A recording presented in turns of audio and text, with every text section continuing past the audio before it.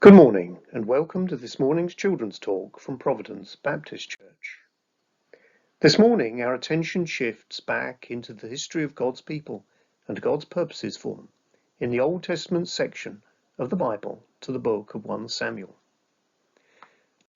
But before this morning's story, I just want to make something clear about names. Just because two people have the same name doesn't make them the same person. Saul isn't the same as Saul. Well, you might think that's obvious. Everyone knows that.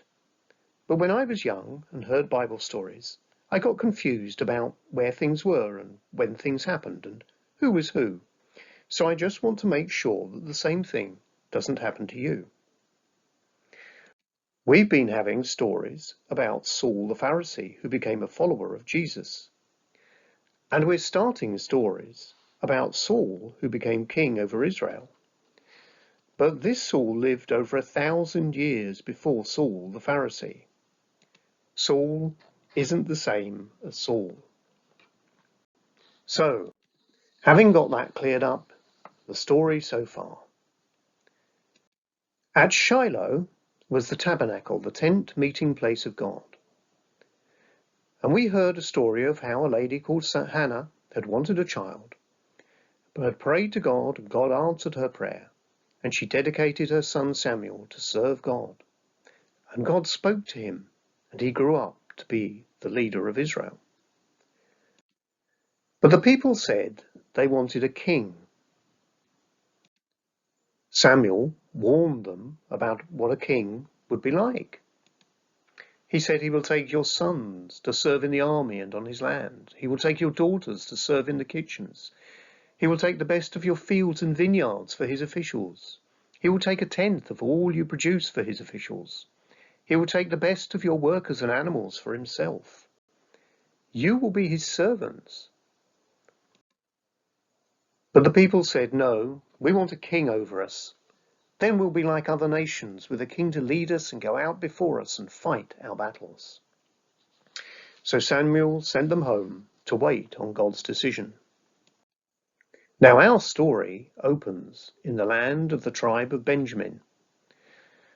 And there is a well-off man named Kish, and he has lost his donkeys. The donkeys have gone missing. So he sends his son Saul and a servant to look for them. They go up into the hill country of Ephraim, and then they go back towards Ramah, but they couldn't find them, and they began to think that Saul's father would be worrying about them more than his missing donkeys. Saul's servant suggested visiting the prophet at Ramah, that's Samuel. They met some servant girls coming out of the town to fetch water and asked them about the prophet. And the girls said, "Yes, he's just come back." As they entered the town, they met Samuel. Now Samuel had been told by God the day before that a man from Benjamin would come, and that he was to be the one made king.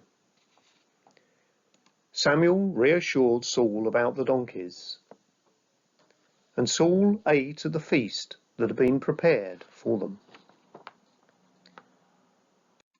Before Saul left the next day, Samuel anointed him with oil and told him that God had chosen him to be the leader of Israel.